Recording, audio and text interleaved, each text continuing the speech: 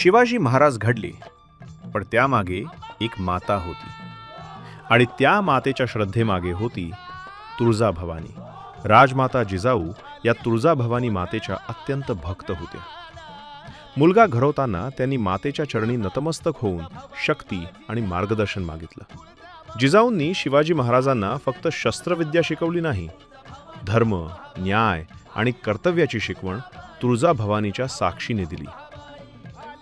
स्वराज्याचा विचार केवळ राजकारण नव्हता, तो धर्मरक्षणाचा संकल्प होता आणि त्या संकल्पामागे तुळजाभवानी मातेची कृपा असल्याची जिजाऊंची ठाम श्रद्धा होती.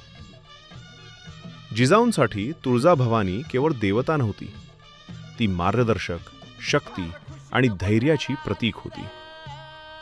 म्हणूनच तुळजाभवानी माता स्वराज्याची अधिष्ठात्री देवी ठरली आणि जिजाऊ त्या स्वराज्याची पहिली शिल्पकार.